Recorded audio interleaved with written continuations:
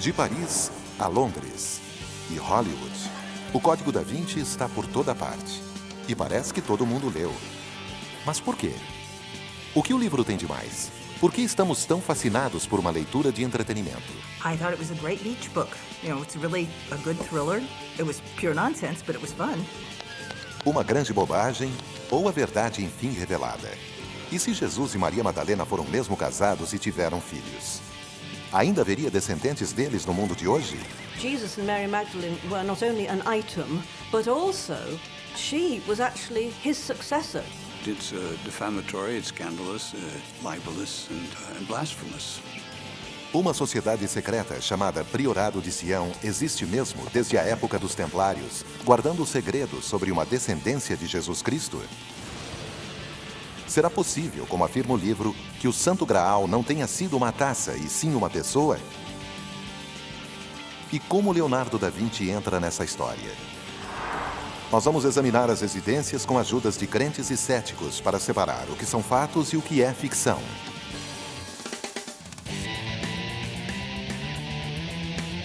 Será verdade? O Código da Vinci.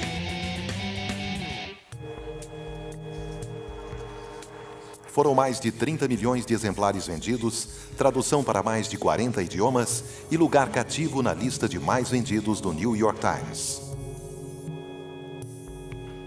E novos livros sobre a polêmica de O Código da Vinci não param de aparecer.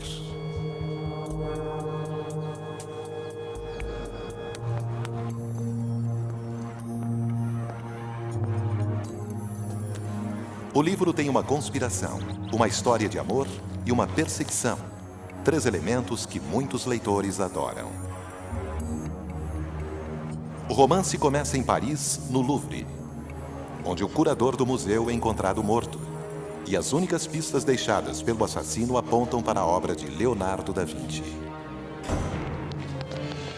A neta da vítima e uma especialista em simbologia de Harvard saem numa jornada pelas ruas de Paris para desvendar o crime e se envolvem numa busca pelo Graal que os leva a percorrer a Europa.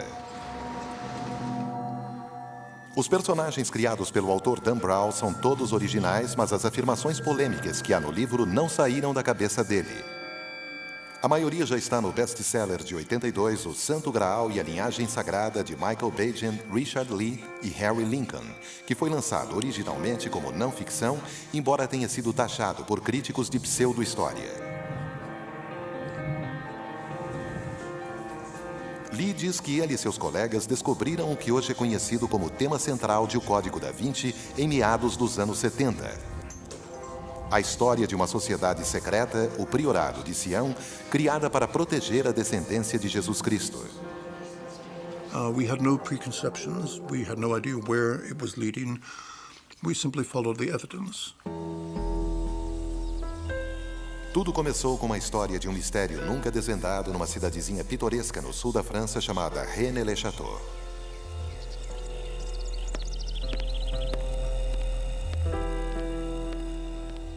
Segundo a lenda, em 1885, um padre jovem e bonito chamado Bérenger Saunier foi designado como novo pároco da cidade.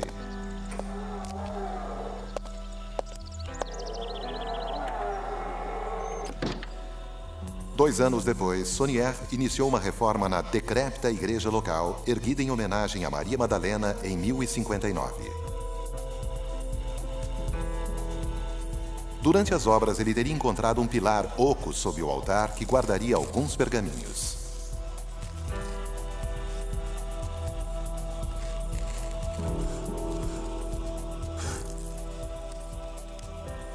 A pesquisa da escritora Tracy Twyman para o livro confirma a história narrada em O Santo Graal e a Linhagem Sagrada. After he discovered this parchment, he became very wealthy. He was spending a lot of money on himself. He also was entertaining wealthy friends. He used some of the money to renovate the town that he lived in, and then he used a lot of the money to redecorate the church in an extremely bizarre way. Clive Prince, um dos autores de O Segredo dos Templários, outra das fontes de inspiração da obra de Brown, também faz pesquisas em Rennes-le-Château. para ele não há como saber o que o padre teria encontrado. That's the most obvious explanation. He found something. And then you say, okay, if he found a treasure, whose treasure? Well, the problem with that area of France, with its history, is there are so many possible treasures it could be. It could be the treasure of the Knights Templars, it could be the treasures of the Cathars. The area seemed to have been a magnet for people losing treasures throughout history. O Santo Graal e a linhagem sagrada diz que fosse qual fosse o tesouro, o vigário, com não mais que 200 paroquianos, de repente se viu mais rico que um Midas e começou a gastar seu dinheiro de maneiras muito estranhas.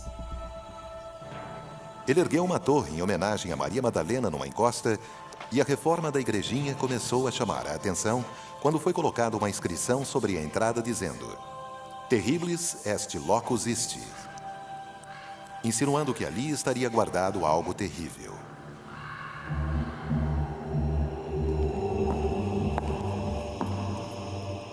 Do lado de dentro, ele pôs uma imagem do demônio Asmodeu, guardião dos tesouros ocultos, e uma representação da Via Sacra com imagens que não condizem com a versão bíblica tradicional. A mais impressionante delas parece mostrar Jesus sendo levado para fora do túmulo em vez de o contrário. Será que o padre só estava dando asas às suas pretensões como decorador? Ou que sua intenção era revelar um segredo bombástico? Algo que poderia mudar para sempre a cristandade como a conhecemos? There is another possibility that documents led not to a treasure because there's no indication of Sonier looking for a treasure. It is possible that they contained a secret, and the secret was worth money. A secret, perhaps, that could have been used to blackmail somebody, the Vatican maybe. Talvez nunca saibamos ao certo o que Bérenger Saunier leu nos tais pergaminhos, já que em 1917 ele morreu pobre, sem jamais revelar o segredo. Mas os autores de O Santo Graal acreditam que, embora Saunier possa ter encontrado um tesouro, o que o tornou rico e poderoso foi esse segredo. Our hypothesis is that Jesus had a rightful claim to the throne. He was married, there were offspring. The offspring escaped with the Magdalene to the south of France. 4 centuries later, that offspring, or that bloodline, intermarried with the royal line of the Franks to produce the Merovingians.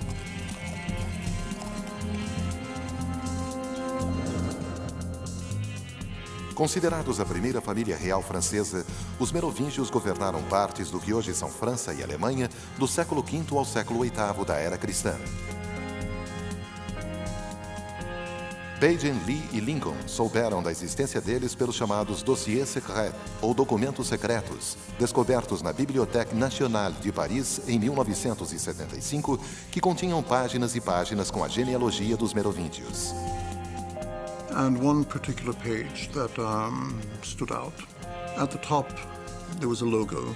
Below that, there was Prélé de Sion, and a list of alleged grandmasters. If you assembled the data on that page, what emerged was something ostensibly attesting to the existence of a secret society. Uma sociedade chamada Priorado de Sião, com membros como Isaac Newton e Leonardo da Vinci, que teriam protegido a descendência de Jesus ao longo dos séculos. Mas quem os levou aos dossiers secrets em primeiro lugar? Um francês chamado Pierre Plantard, que dizia ser ele mesmo descendente dos merovingios e que talvez tivesse até mesmo sido um grão-mestre do Priorado de Sião. We asked him if he was Grand Master, and he said no. Not then, anyway. Later, in the late 80s, there were reports that he was now Grand Master. Hoje, qualquer pessoa que tenha lido o Código da Vinci percebe o quanto o romance se aproveita da narrativa de O Santo Graal e a linhagem sagrada. E Dan Brown homenageia os autores com algumas referências sutis. No seu romance, o curador do Louvre, encontrado morto com um estranho código junto ao corpo, se chama Jacques Saunier, o mesmo sobrenome do padre de René Le Chateau. E o Saunier, no livro, é supostamente o grão-mestre do Priorado de Sião. A neta dele, Sophie Neveu Plantard, tem um sobrenome do descobridor dos dossiers secrets, e ela supostamente tem sangue merovingio. Nos arredores de Paris, no Chateau Villette, ela e o simbologista de Harvard, Robert Landon, buscam a ajuda do especialista em assuntos relacionados ao Graal, Lee Tibin, um anagrama dos nomes dos dois autores de O Santo Graal, Lee e Bejan. E o que chama mais a atenção, a chocante revelação de O Código da Vinci espelha a tese básica de O Santo Graal e a linhagem sagrada. E qual o problema, então? Dan Brown in the Da Vinci Code presents it as fact. We do not present it as fact. We suggest it as a possibility. Embora oficialmente seja uma obra de ficção, o romance despertou uma onda de polêmica no mundo todo, principalmente por causa de sua página de fatos, que diz que o Priorado de Sião e sua lista de membros existe mesmo, e que todas as descrições de obras de arte, arquitetura, documentos e rituais secretos correspondem à realidade.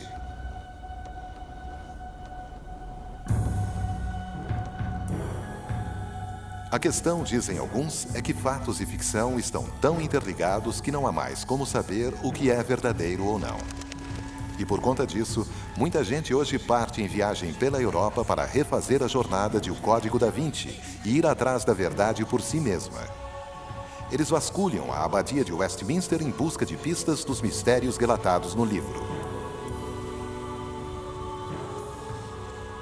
Vão até a obscura Igreja do Templo, em Londres, para ver a efígie do templário que está faltando, seguindo a mensagem enigmática de Dan Brown. Em Londres jaz um cavaleiro que um papa enterrou. E alguns chegam a ir até Paris, à igreja de Saint-Sulpice, para ver o P e o S entrelaçados nos vitrais, uma suposta referência ao Priorado de Sião e a chamada Linha Rosa, que segundo o livro levaria à localização do Graal. Com tantas referências a locais verdadeiros e pistas identificáveis, será que é possível que a premissa principal de O Código da Vinci seja mesmo verdade? E se Maria Madalena tiver mesmo sido casada com Jesus e eles tenham deixado descendentes? Uma sociedade secreta chamada Priorado de Sião foi mesmo criada em 1099 para proteger esse segredo? E Leonardo da Vinci, o suposto grão-mestre do Priorado de Sião, terá mesmo incluído referências ao segredo codificadas em sua arte? Será que Maria Madalena era o Santo Graal?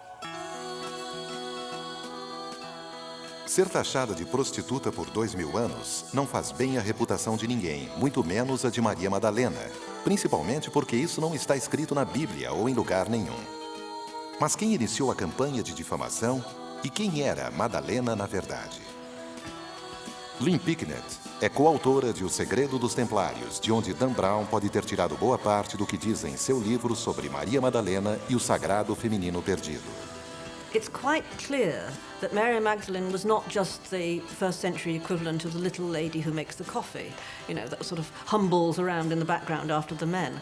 That, of course, is the image, if not worse, that the church wanted us to believe. She was, by all accounts, a very feisty lady, an independent woman of means, and she and the other women, actually, the New Testament says this, kept the men financially as they went around on their mission. No Novo Testamento, Maria, chamada Madalena, foi exorcizada por Jesus e desse dia em diante passou a segui-lo como discípula.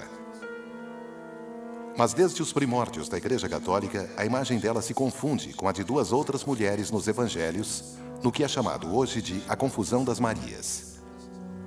E para os teólogos foi assim que teve início a fama de prostituta.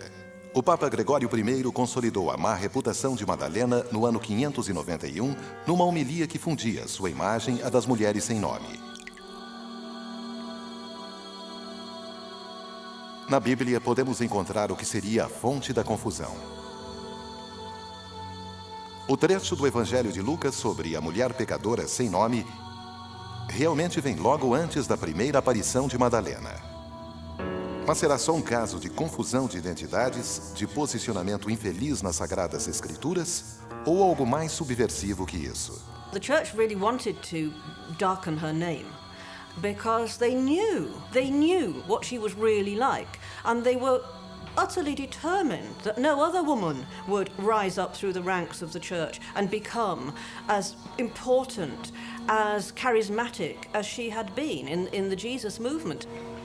The reason that the church has had to distort the real Mary Magdalene, the real historical figure, and kind of invent a new version of her is, for many reasons, it has to do with the Church's attitude to women generally as the Church developed into a hierarchical organisation. Segundo Prince, para os primeiros cristãos faltava uma figura feminina forte. As pessoas começaram a exigir que uma representação da deusa fosse incorporada ao mito cristão, mas a Igreja teria escolhido a Virgem Maria em vez de Madalena. It is as simple as virgins good, prostitutes bad. The two opposites of sexuality. Virginity is holy. It's the right way to be.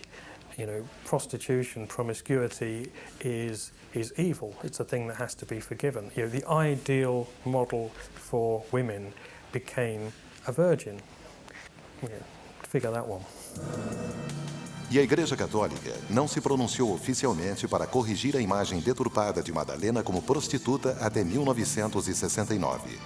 Mas e quanto à ideia de que era casada com Jesus? It appears that she and Jesus were desperately in love, and I would go so far as to say, judging from the Gnostic Gospels, that in fact Mary was very much the power behind the throne. Quando todos os apóstolos fugiram na crucificação, Maria Madalena ficou pondo em risco a própria segurança para prantear a morte de Jesus, seu marido. A sugestão de que Jesus foi casado foi outro motivo que fez o livro de Dan Brown provocar furor nos meios religiosos. Padre William Stetson considera a ideia inconsistente para dizer o mínimo. It's libelous. There's absolutely no foundation in fact. It may be it is a speculation which may find acceptance in a rather skeptical world, but it is contrary to the whole tradition of the Christian Church. Mas há quem não veja tanto problema no fato de Jesus ser casado. Jesus' importance, historically, resides in his message. How is his message in any way compromised or diluted by the possibility of his having been married? Or alternatively, how is it in any way validated by his having been chaste? There's no connection between the two things. Mas haverá alguma prova real de que ele tenha sido casado? Segundo o Código da Vinci, as provas do relacionamento estão nos evangelhos apócrifos descobertos no Egito em 1945. Esses evangelhos, rejeitados pela Igreja, mostram um Jesus bem diferente da imagem do Novo Testamento, um Jesus mais humano e menos divino e que poderia sim ter sido casado. In one of the Gnostic Gospels, there is quite a lovely little moment where the male disciples go to Jesus and complain and say, just showing how dim they were actually, saying, Lord, why do you love this woman more than you love us? Why are you always kissing her on the mouth? And you think, come on boys, think about it. Mas se você pegar a página original e souber ler em copta, vai ver que o texto, na verdade, diz que ele a beijava na... O pergaminho está rasgado bem nesse trecho.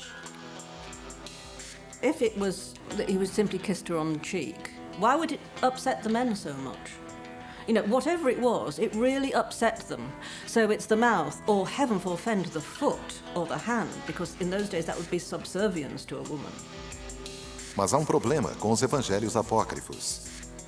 A maioria dos estudiosos acredita que foram escritos bem depois. Para a Igreja, eles não têm valor canônico. Então, o que dizer da afirmação seguinte de O Código da Vinci, de que eles não apenas eram casados, mas que Maria Madalena, na ocasião da crucificação, estaria grávida de Jesus? If he was married, there almost certainly was progeny. According to a number of traditions and some plausible sources, the Magdalene escaped to the south of France. If she did indeed do so, it is reasonable to assume that she brought progeny with her or that she was pregnant at the time, one or the other.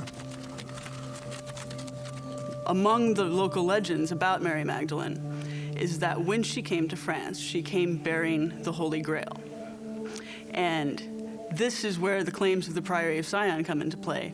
They say that the Holy Grail was a symbol of Magdalene's impregnated womb, carrying the seed of Christ. O livro, então, diz que ela teria tido uma menina, Sara, que se casaria com alguém da primeira realeza francesa, um merovingio, dando continuidade à linhagem de seus famosos pais. If you're talking about a bloodline stretching over 2 millennia, you're not talking about a family tree, you're talking about a bloody forest. There's probably millions of people, therefore, who are related dimly to Jesus and Mary Magdalene. It could be me. It could be any of you. No livro, supostas evidências da união entre Jesus e Madalena ficam ainda mais claras quando examinamos em detalhes o famoso afresco no refeitório da igreja Santa Maria delle Grazie, em Milão, Itália. A Última Ceia de Leonardo da Vinci. Mas antes, examinemos o homem responsável pela obra. Sigmund Freud disse certa vez: Leonardo foi um sujeito que despertou cedo demais, ainda no escuro, enquanto todos os outros ainda dormiam. Martin Kemp é um dos maiores estudiosos de Leonardo da Vinci. People say Leonardo's a man ahead of his time. I think he just made much more of his time than anyone else was able to do so. My favorite thing in Leonardo is that he drew the world on paper with a conviction, vitality and penetration which no one has achieved before or since. Leonardo nasceu em Anciano, Itália, a 5 quilômetros da cidade de Vinci, em 15 de abril de 1452. Da Vinci não é bem um sobrenome, mas significa da cidade de Vinci. Até o título de O Código da Vinci causa espécie no mundo artístico, já que ninguém se refere ao artista usando outro nome que não Leonardo. Filho ilegítimo de um tabelião florentino com uma camponesa local, ele foi criado pelo pai em Florença. Presumably Leonardo as a child has shown talent for drawing or doing works of art, and at some point, probably via his father, who was an important notary in Florence, he was introduced to Andrea del Verrocchio, who was the leading sculptor, one of the leading painters, and somebody who was employed heavily by the Medici family, who then ruled Florence. So he had an entree into probably the best studio in Florence. Diz a lenda que, depois que Leonardo ficou como assistente de Verrocchio e pintou o anjo no seu famoso quadro Batismo de Cristo, o artista viu que jamais chegaria aos pés do talento de seu pupilo e declarou que nunca mais voltaria a pintar. A arte de Leonardo era mesmo e continua sendo impressionante, mas seu talento não parava por aí. Ele também nutria profundo amor pela ciência e engenharia, tendo deixado mais de 13 mil páginas de notas e desenhos dessas matérias, tudo na sua famosa escrita espelhada. The notebooks are extraordinary, we take them for granted, but there's nothing quite like them. What is extraordinary is that a single sheet in Leonardo's work may contain anatomy, physics, notes on nature, scribbles on painting, maybe a little study of a head and so on. E ele era uma figura cheia de contradições. Um pacifista que projetou a primeira metralhadora, o vegetariano que dissecava animais e pessoas para aprender mais sobre anatomia. Mas terá sido o piadista que Brown mostra em O Código da Vinci? He was an illusionist and a conjurer and a very funny man. Obviously, he also had a dark side. Será que ele foi membro do Priorado de Sião, a sociedade clandestina guardiã de um enorme segredo? E será que ele incluiu códigos em sua arte para revelar sutilmente esse segredo para o mundo? It's quite possible that Leonardo da Vinci was trying to communicate one of the secrets that he had learned as a Grand Master of the Priory of Zion, which is that Jesus and Mary were married, but he couldn't communicate that openly, and so he had to encode it in the painting.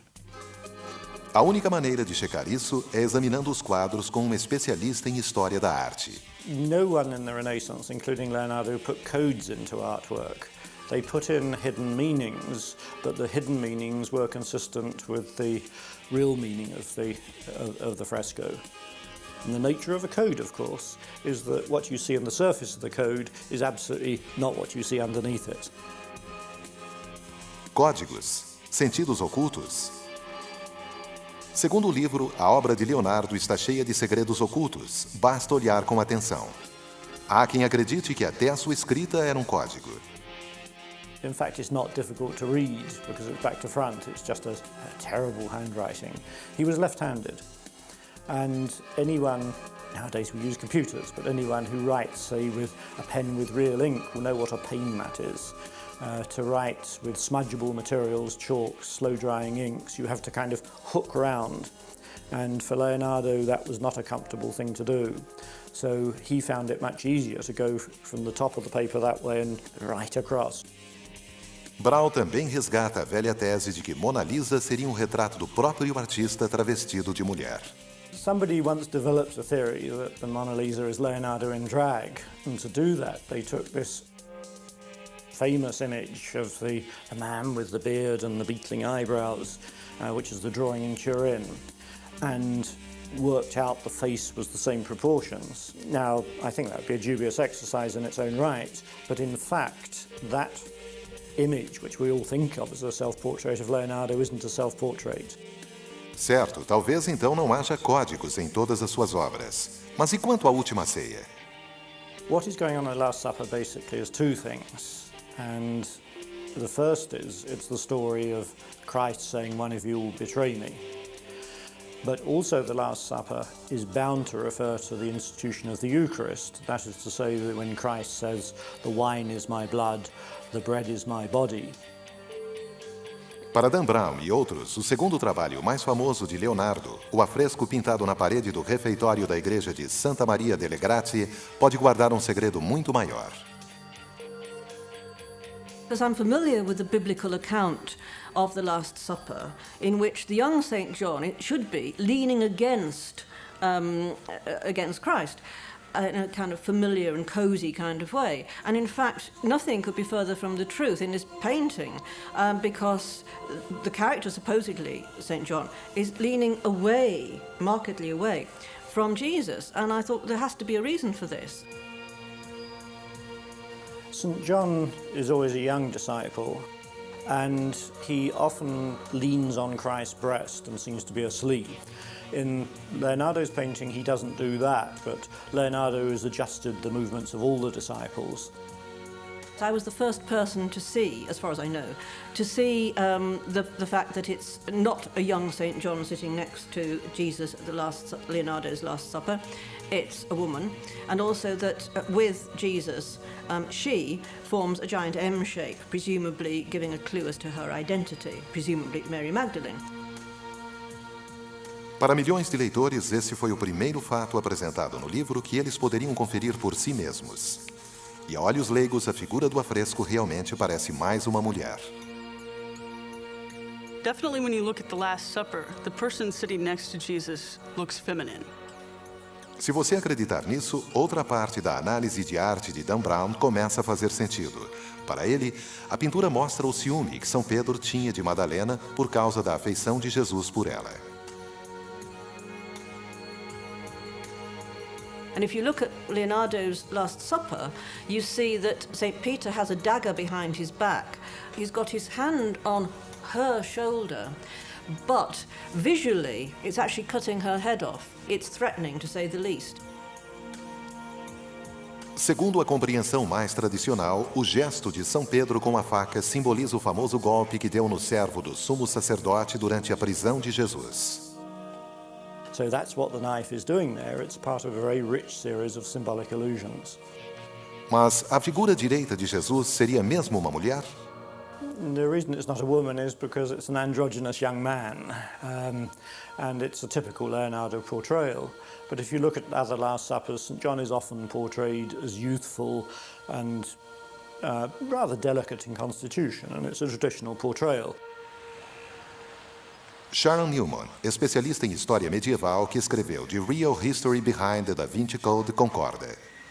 There are a lot of Renaissance painters who painted John always as a young boy, and especially with the Renaissance styles for young boys to wear their hair long, lots of jewelry, very delicate feminine faces.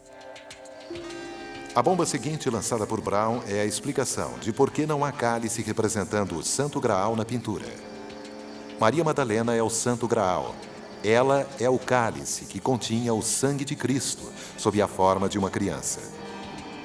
It had previously been suggested by a few scholars that the Grail, which initially appears as one word, the San Graal, should not be broken where tradition breaks it after the N, San Graal, Holy Grail, but after the G, Sang Graal, which would be medieval French for blood royal. That may indicate that the Holy Grail is really the blood of Christ contained in the womb of Mary Magdalene. A maioria dos especialistas em história da arte não concorda com a interpretação de Brown para a Última You Ceia. don't have to have the Holy Grail in the Last Supper, because that is a fanciful later invention. And anyone who argues that, I'd say read the Bible, which is what Leonardo did, and see what the narrative actually is. And there's no Holy Grail. Mas o que Martin Kemp acha da afirmação listada como fato de que todas as descrições de obras de arte correspondem à realidade? It's part of the fiction of the book.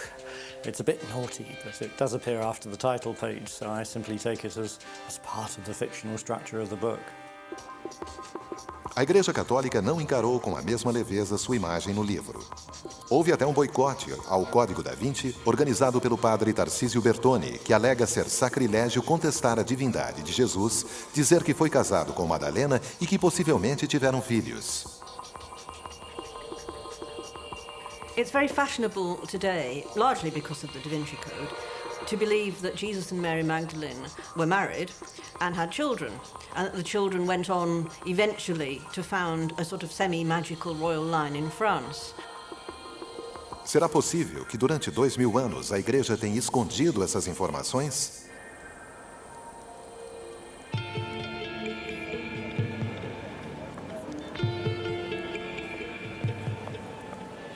Há golpes duros contra a Igreja Católica no livro.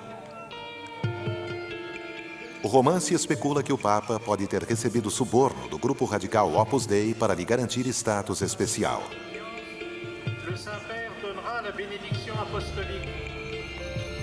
E mais adiante na história, a Opus Dei chega a extremos para impedir que o priorado de Sião revele ao mundo que Jesus e Madalena foram casados e tiveram uma filha.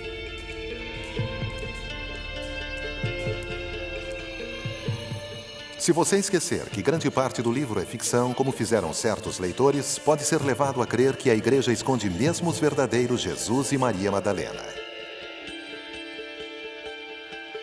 I think they would have had to have suppressed the knowledge of Mary Magdalene because if Christ was married to her, that implies there's a bloodline, that implies there's a rival claim. There's no evidence that I can think of in the scriptures that he was married. It's defamatory, it's scandalous, libelous, and blasphemous. Apesar da falta de evidências, há quem ainda acredite que era mais provável que ele fosse casado. It would have been unusual for a Jewish man at the time to be single, especially Christ's age, 33, he would have been married at that point, most definitely.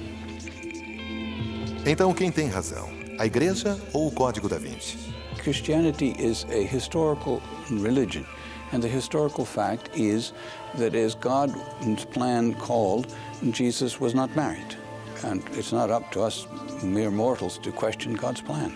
The church invented a particular image for Jesus, that he was this divine figure, the Son of God, literally God incarnated.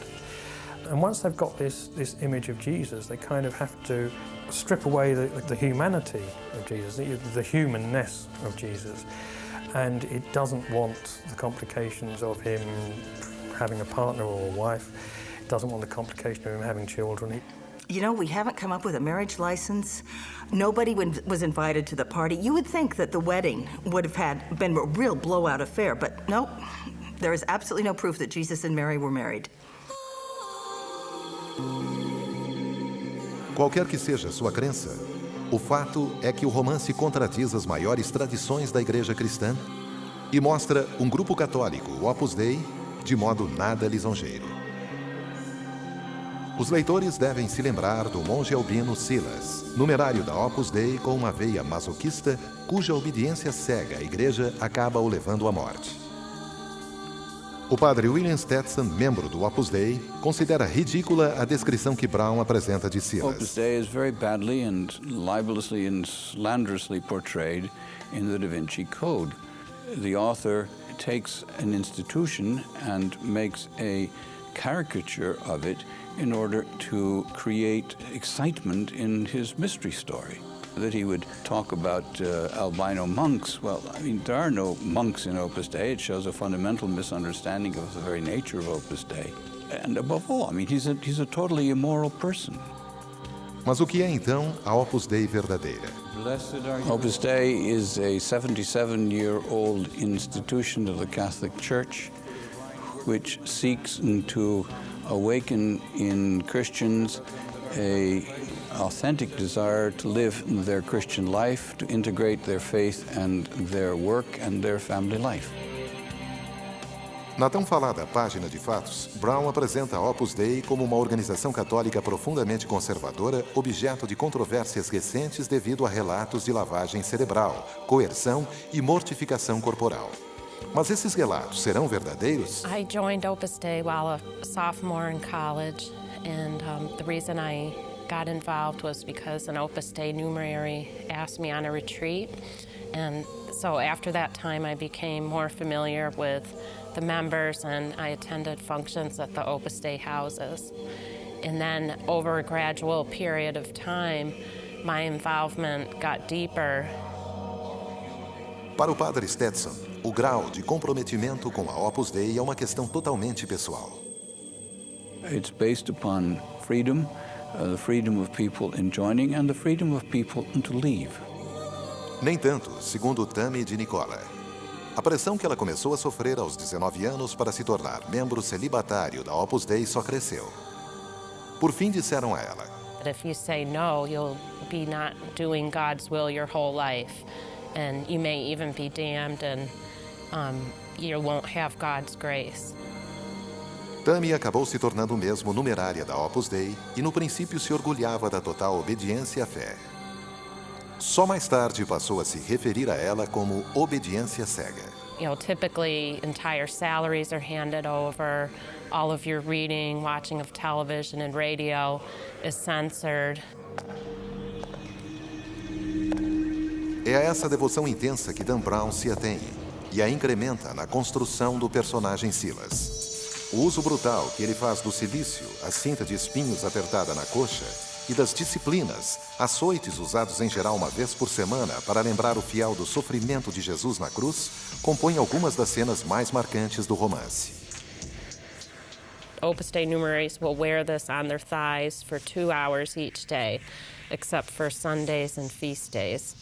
Within Opus Dei, they explain that you need to do penance and mortifications in order to grow closer to God. Corporal mortification has been practiced in the Catholic Church for centuries. Então, a parte da mortificação corporal é verdadeira.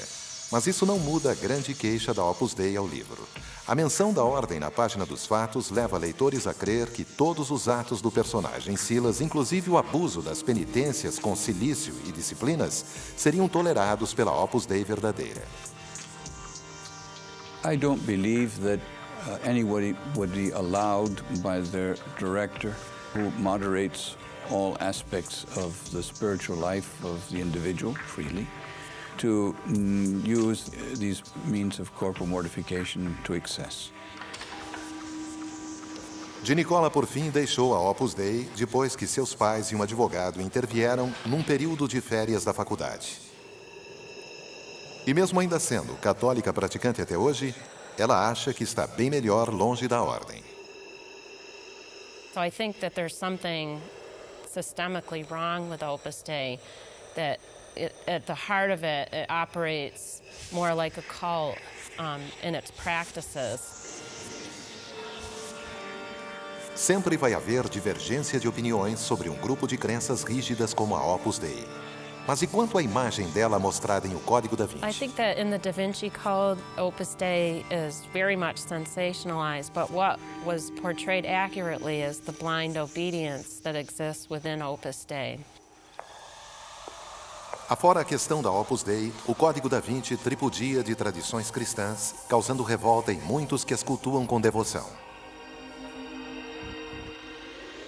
the accusation that the Catholic Church has been engaged systematically in a cover-up of the fact that Jesus was married to Mary Magdalene and that they had a daughter is an attack on the basic foundation of the Christian Church. I don't think the church has been covering up anything for 2,000 years. I don't think the church is competent to do that. É difícil encontrar provas irrefutáveis de algo que teria acontecido 2000 anos atrás. Ainda assim, o argumento mais forte contra a tese do livro de que Jesus e Madalena casaram e tiveram uma filha é o fato disso jamais ser dito na Bíblia nem em textos históricos. It's never been a part of the Christian tradition from the very beginning that Jesus was married. And this is held by the Catholic Church, the Church of the West, by the Orthodox Church, the Church of the East, going back to the earliest days. I think anything is possible. Jesus could have married. Jesus could have fathered children out of wedlock. There could certainly be a bloodline today. There's just absolutely no evidence of it, no proof of it, no hint of it, nothing. Assim, a premissa central de O Código da Vinci de que Jesus casou com Maria Madalena e teve filhos é possível, mas não provável. No livro, a única evidência desse segredo revolucionário é o número de pessoas empenhadas em protegê-lo e até onde ela se dispõe a chegar para isso. Então, o que dizer do misterioso priorado de Sião e dos tais documentos chamados Dossier Secret? Eles ainda protegem evidências capazes de revelar a existência de herdeiros de Jesus no mundo atual?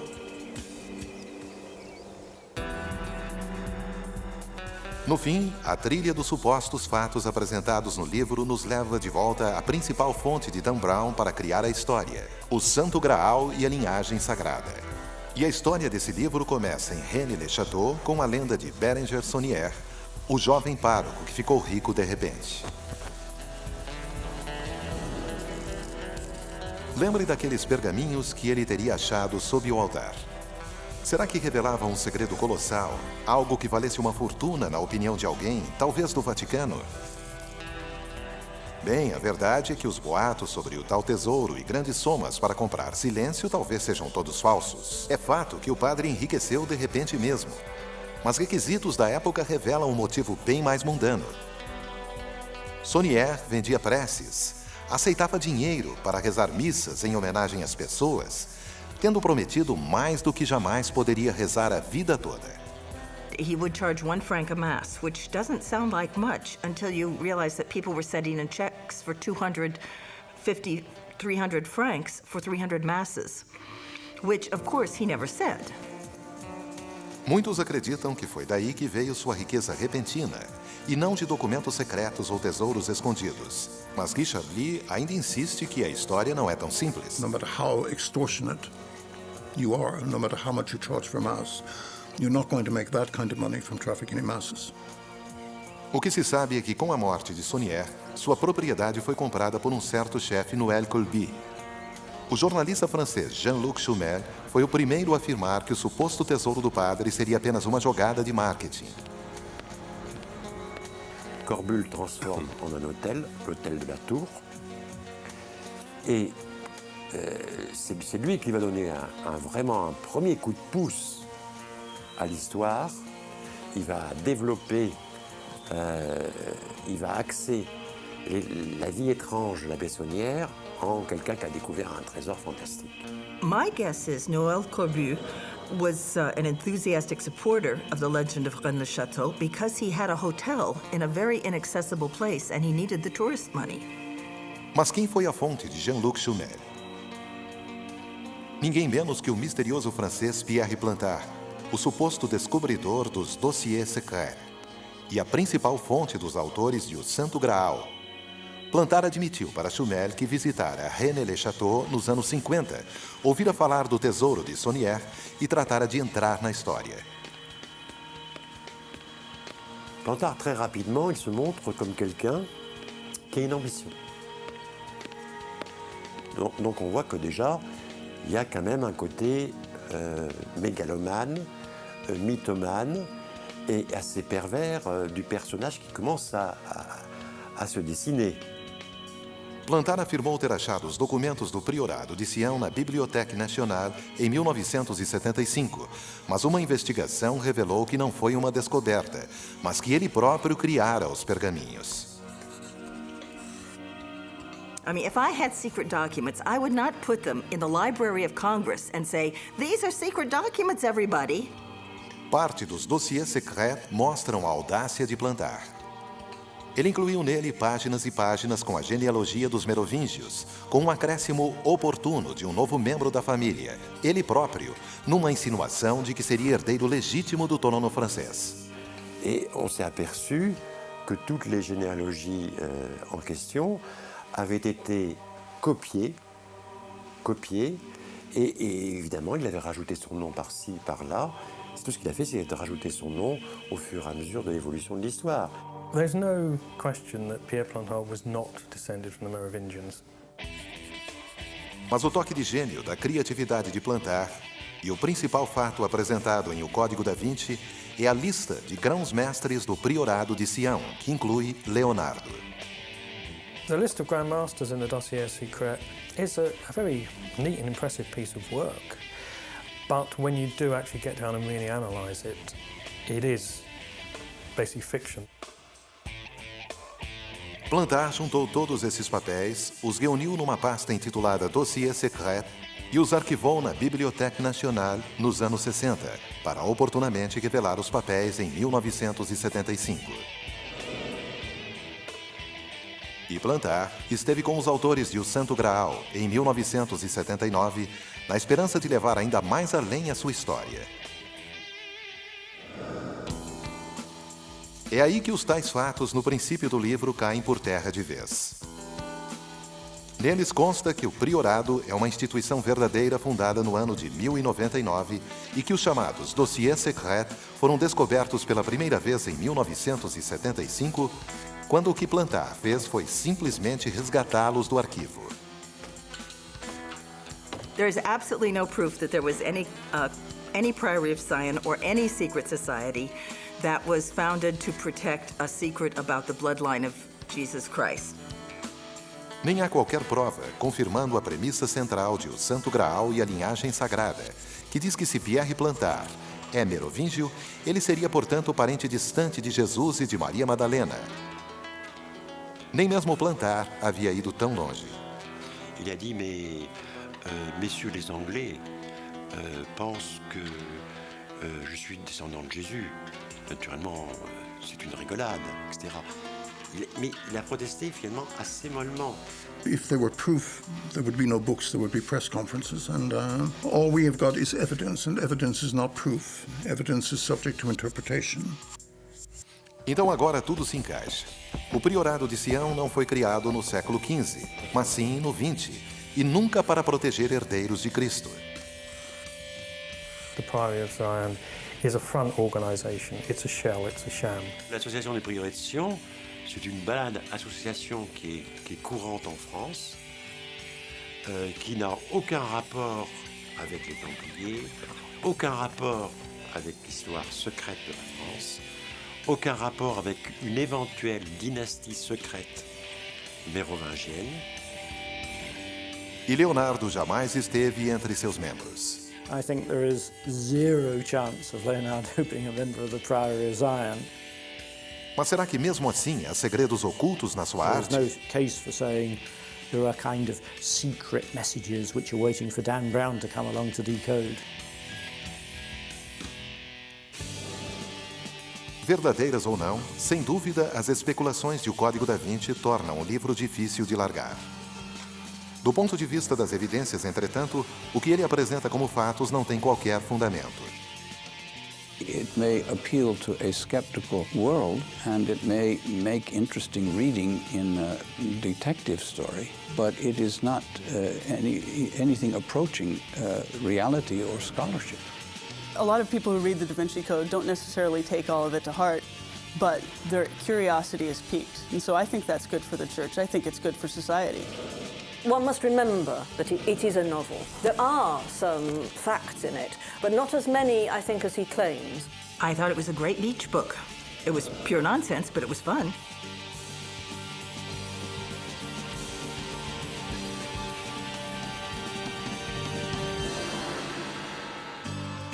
Versão Marshmallow São Paulo.